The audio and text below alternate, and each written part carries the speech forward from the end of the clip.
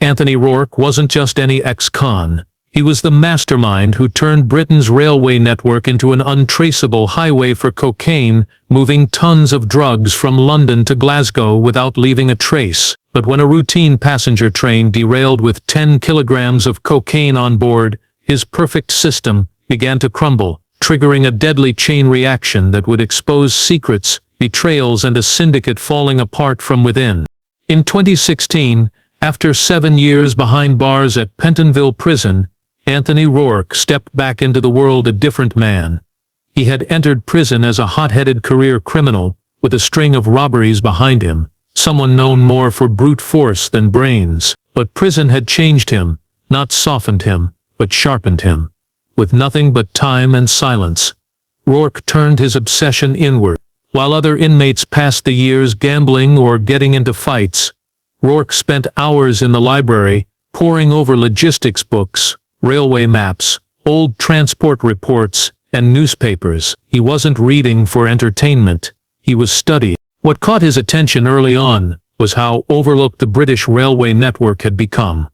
Once the pride of the empire, the sprawling system now operated as a mix of old infrastructure, fragmented oversight, and fading importance. Cargo moved through it daily, yet it lacked the strict scrutiny seen at airports and seaports.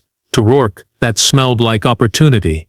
He began drawing maps on the back of prison meal sheets, routes, junctions, stops, and times. He tracked how long each train took from point A to B, where they slowed, where they sat idle, and where they passed through under-patrolled areas.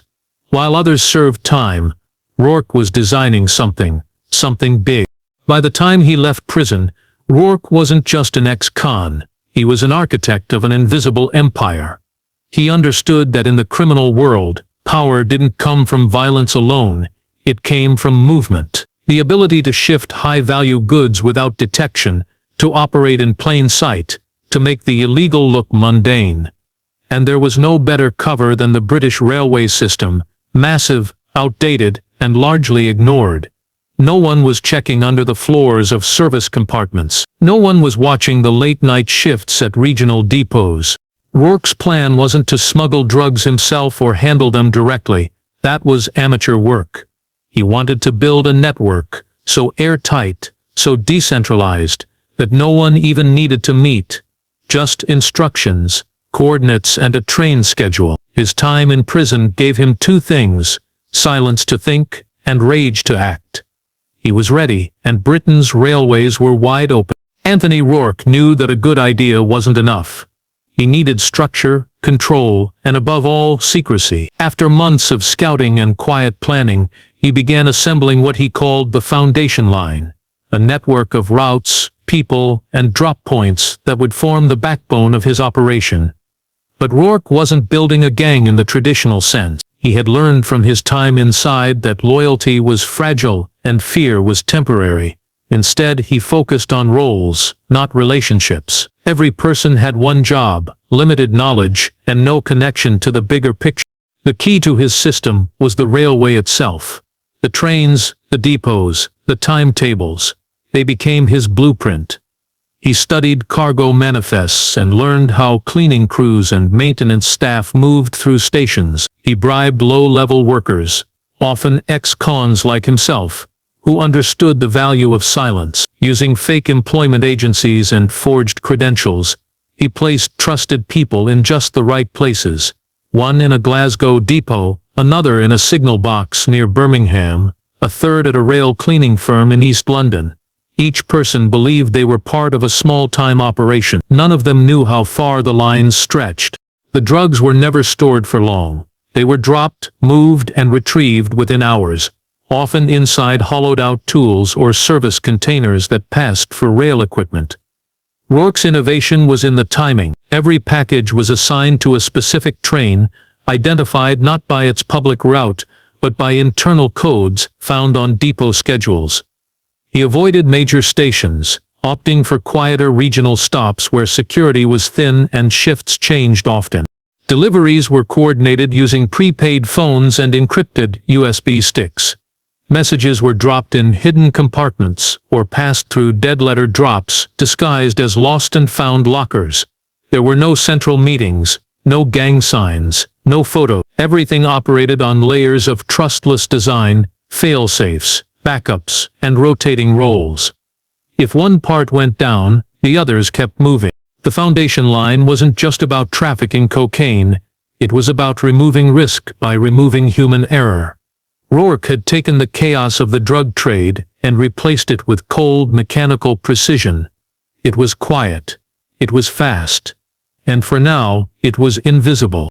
With the foundation line in place, Anthony Rourke's system moved into full operation. Within 6 months, it was functioning like a machine, steady, silent, and untraceable. Trains left London every night. Some carrying commuters, others filled with cargo or maintenance crews. But every so often, one carried something else. Sealed duffel bags packed with high-grade cocaine, hidden in compartments no one ever checked. These weren't just any bags. They were designed by Rourke himself. Made to resemble railway toolkits, they had reinforced linings to avoid damage. No fingerprints, and concealed trackers that only his crew could access. The brilliance of the system was in its simplicity. Rourke never changed the exterior of the trains or relied on elaborate tricks. He worked with what already existed. The service compartments, usually filled with mops, cleaning chemicals or electrical equipment, were overlooked by almost everyone. Maintenance staff were rushed. Security teams focused on passengers and platforms. Freight yards were underfunded, underpoliced, and easy to manipulate. And Rourke understood the one constant in the system: no one questioned someone in uniform. His couriers weren't street dealers or gangsters. They were men and women who looked like everyday railway workers. Some were hired through fake agencies. Others were bribed employees drowning in debt. They arrived early, did their jobs well, and when the moment came, slipped a single bag into the right compartment, locked it, and left. At the other end, Glasgow, Manchester, or Carlisle, a similar worker retrieved the bag and passed it along to local distributors. No conversation, no sudden moves, just a silent handoff between strangers. Every part of the chain was designed to be forgettable. If one courier was caught, they knew nothing beyond their role. If a bag was lost, it had no fingerprints, no label, and no connection to the sender. Money was laundered through shell companies, car washes, fake security firms, and cleaning contracts linked to depots across the country. Even the payment systems were layered, often routed through cryptocurrencies and offshore accounts. Over the next 18 months, more than 800 kilograms of cocaine moved across Britain without a single interception. The profits were enormous. The police had no idea, and Rourke, watching from the shadows, knew he had created something rare in the criminal world: a perfect system. But even perfect systems can crack. It was just after 3 a.m., on a wet November morning in 2018, when a northbound passenger train derailed outside Preston. The train had been traveling slightly over the speed limit on a slick curve, and a minor track defect, long ignored due to budget cuts, finally gave way. The derailment wasn't catastrophic. No fatalities, just a handful of injuries and shaken passengers. But the damage to the train's undercarriage was extensive.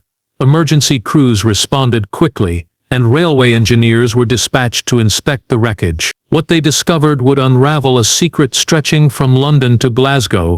As they combed through the debris, one engineer opened a side service compartment that had torn open on impact. Inside, among scattered wires and broken panels, was a soaked duffel bag that didn't belong. It looked like a toolkit at first glance, but its weight and sealed interior raised suspicions. The bag was handed over to the British Transport Police, who sliced it open to reveal tightly wrapped bricks of white powder later confirmed to be pure cocaine. 10 kilograms of it, with a street value pushing 9. The discovery sent quiet shockwaves through the force. Cocaine on a passenger train wasn't just unusual, it is almost unheard of.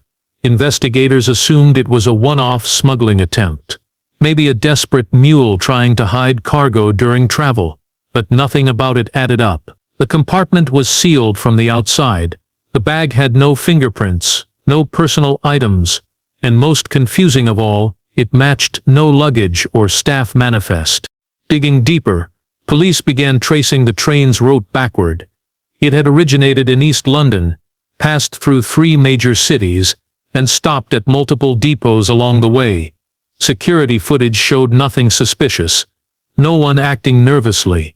No unauthorized staff. It was a ghost delivery, one that shouldn't have existed, and yet the drugs had clearly been placed with intention. Behind the scenes, Rourke was already aware something had gone wrong. His internal tracker, normally used only in emergencies, had gone silent when the train crashed. At first, he thought it was a technical issue. Then came whispers from his people in the north. Police on site, compartments searched, one of the bags recovered. His perfect system had just suffered its first public failure. The moment the bag was found, the quiet unraveling of Rourke's empire began. The British Transport Police, careful not to alert anyone prematurely, launched a covert investigation into how 10 kilograms of high-grade cocaine had ended up on a passenger train. They treated it as more than a fluke. It felt too deliberate. They called the inquiry Operation Northern Ghost, a name fitting for a case with no faces, no suspects, and no clear point of entry. Forensic analysis of the bag uncovered a crucial clue, a damaged barcode label, partially washed out from the rain, but still traceable.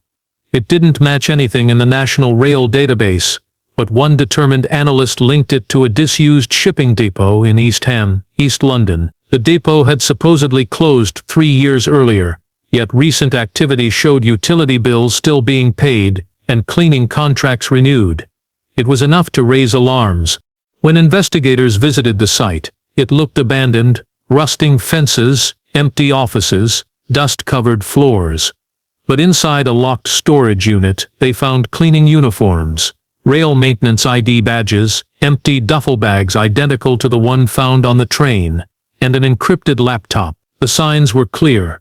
This wasn't a forgotten depot, it was a hub.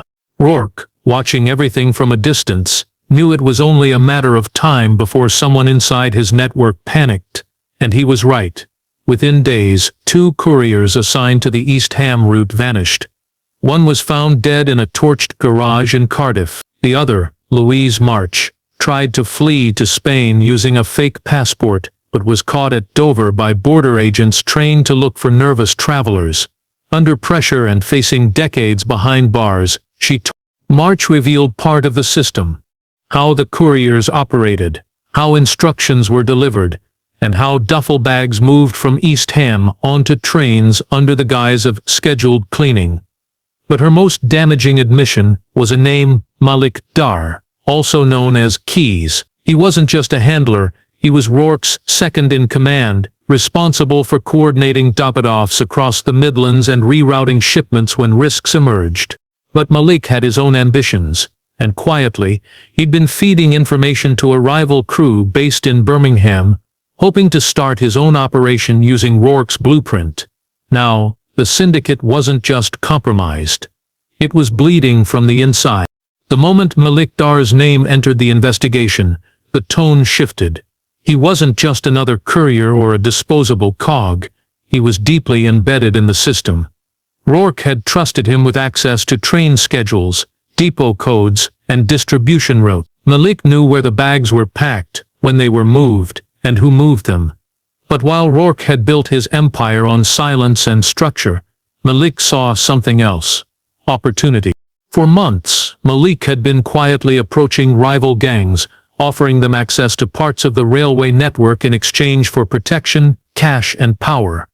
He didn't need to overthrow Rourke, he just needed to carve out enough control to make himself indispensable. But once Louise March named him during her interview, the fragile balance Malik had built started to crumble. The Birmingham crew, fearing exposure, turned aggressive.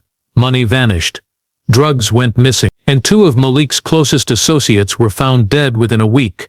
One drowned in a canal near Wolverhampton, the other shot in a car park behind a freight terminal. Taken, they now hunted more aggressively, sensing weakness in a system that had once felt untouchable. Within days, 3 of Rourke's key depots were hit. One in Carlisle was raided by unknown men posing as transport inspectors. Another, just outside Sheffield, was stripped clean overnight. Cash, equipment, tracking devices, all gone. The third, a warehouse near Motherwell, went up in flames. No arrests were made, no suspects identified, but the message was clear. The network was being gutted from the inside and the outside simultaneously. Couriers stopped showing up. Payments were missed. One handler in Manchester sent a single text before vanishing. "Too many eyes. I'm out." The silence that had once protected the operation was now a vacuum filled with paranoia. Every worker wondered who had flipped, who had talked, and who might be next. What had once been a smooth clockwork system had become a chaotic mess of broken links and false signal. The police, emboldened by their breakthrough, launched quiet surveillance on every former depot mentioned in the USB files. They didn't move in right away. Instead, they watched, waited, and built their case. Undercover officers were placed in regional stations, train manifests were now flagged for anomalies, and drones were deployed at night to monitor drop sites in remote locations. The net was tightening. Back in London, those few still loyal to Rourke were unsure if he was even alive.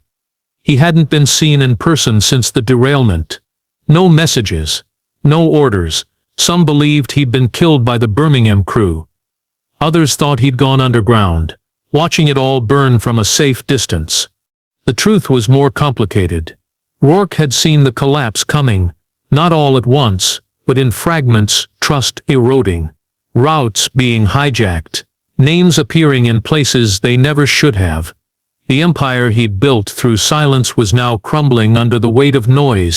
As the Syndicate imploded and the authorities closed in, Anthony Rourke vanished. His flat in Lewisham was found completely stripped. No personal items, no electronics, not even a fingerprint left behind. The CCTV in the building had been looped using an old surveillance trick he'd perfected in prison, showing nothing but static hallways for 2 full days. His phone had gone dark. His bank accounts were drained. It was as if he had never existed. But Rourke had always planned for an ending. Years before, when his system was still taking shape, he had prepared an escape route known only to him. It wasn't dramatic. No fake death, no flashy departure. Just a slow, calculated erasure. Under a false identity registered in Belgium, he had opened offshore accounts, rented a flat in Antwerp, and secured documents through a contact in the Balkans. Everything was paid for in cash and cryptocurrency filtered through ghost businesses he'd set up along the rail corridor. From Antwerp he watched the collapse unfold like a man observing a controlled demolition. News stories began to break. Train line smuggling, a secret drug route, dozens of arrests. But what caught Rourke's attention wasn't the headlines. It was the chaos in the margins, gangs fighting over empty routes, workers turning informant for protection, and rivals trying to replicate his system using only scraps of stolen information. The flaw in their efforts was clear. They didn't understand the design. Rourke's network hadn't just been about moving drugs, it had been about precision, timing, and invisibility. Without him, the machinery stalled. They could mimic the tools, but not the discipline. And so they made mistakes. Mistakes he never would have allowed. Still, Rourke knew he couldn't return. Even if he wasn't on every wanted list yet, he soon would be. Investigators were combing through every digital trace, and it was only a matter of time before someone linked the architecture of the network to a single mind. He had underestimated how fast things could unravel when people got scared. He wasn't angry. He was coldly realistic. The railway empire he built was never meant to last forever. It was a system designed for silence.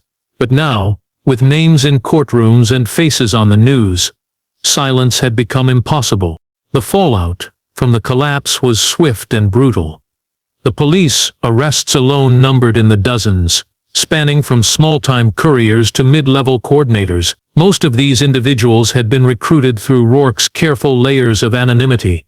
But once the system cracked, their limited knowledge made them easy targets. The court saw a flood of cases, many relying heavily on evidence from the USB drive, surveillance footage, and testimonies from defectors like Louise March. Yet, despite the volume of arrests, the true leaders remained elusive. Malik Dar's fate was a mystery. Some believed he'd been silenced by rival gangs. Others thought he'd vanished like Rourke, slipping through the cracks with new identities and darker plans. The Birmingham crew, once a powerful force, fractured into smaller, less coordinated factions, each scrambling for control of the fragments left behind. Turf wars broke out across cities, turning streets and rail yards into battlegrounds. What surprised law enforcement most was how quickly the black market adapted. With the railways compromised, many traffickers shifted alternative methods, hidden compartments in trucks, small couriers on buses, and even drones in some cases. The supply didn't stop, it only changed shape. The infrastructure Rourke had built had been broken, but the demand remained stubbornly high, fueling new, unpredictable networks. Among the chaos, some former insiders tried to rebuild parts of the system, but none matched the precision of the original design. Without Rourke's knowledge and discipline, the drug routes became riskier and more chaotic, leading to more frequent interceptions and arrests. Police officers involved in Operation Northern Ghost described it as dismantling a clockwork mechanism only to find a swarm of disconnected gears scattered in its place. Public awareness also grew. News reports highlighted how Britain's railway system had been exploited for years, shaking public trust. The government promised reforms, new security measures, better coordination between agencies, and increased funding for rail policing. Yet, experts warned that such networks could re-emerge if vulnerabilities weren't fully addressed. In the shadows, Rourke's legacy lingered, proof that even the most unlikely places could become battlegrounds for criminal empires. The lines across the empire had been drawn, but the fight for control was far from over. Years after the collapse of Anthony Rourke's railway drug syndicate, the echoes of his operations still haunted Britain's transport network. The scandal had exposed deep weaknesses in a system once thought secure and reliable, forcing a wave of reforms that changed how the country's railways operated. CCTV coverage was expanded, random inspections became routine, and cooperation between police forces and railway companies improved dramatically. But the memory of lines across the empire remained a warning, a reminder of how even the most ordinary infrastructure could be exploited in extraordinary ways. Despite the crackdown, whispers persisted about copycat schemes. Small-time gangs tried to mimic Rourke's model, but none came close to his precision or reach. They lacked the patience, the discipline, and the intricate knowledge of the railway system that had made the original network almost invisible. The authorities remained vigilant, but the experience left them wary. No system, no matter how modern, was truly immune to exploitation. Meanwhile, Rourke himself vanished completely. Years after the last confirmed sighting, he had disappeared into the murky world of international fugitives. Rumors placed him in Eastern Europe, Southeast Asia, and even South America, always one step ahead of law enforcement. Some believed he had shifted from trafficking drugs to advising criminal organizations on logistics and security, turning his expertise into a valuable commodity in the global underworld. The story of the railway cocaine network also influenced how Britain viewed its criminal underworld. The neat divisions between gangs, drugs, and territory no longer seemed so clear. Instead, a new kind of crime emerged, focused on systems, technology, and manipulation rather than street-level violence. This shift forced law enforcement to adapt, investing in cybercrime units, surveillance technologies, and specialized intelligence teams. In schools and community programs, the tale of Anthony Rourke became a cautionary legend, how one man's vision and cold calculation turned the nation's railways into a silent highway for crime. It was a story about power, secrecy, and how easily the ordinary can be turned extraordinary. The lines across the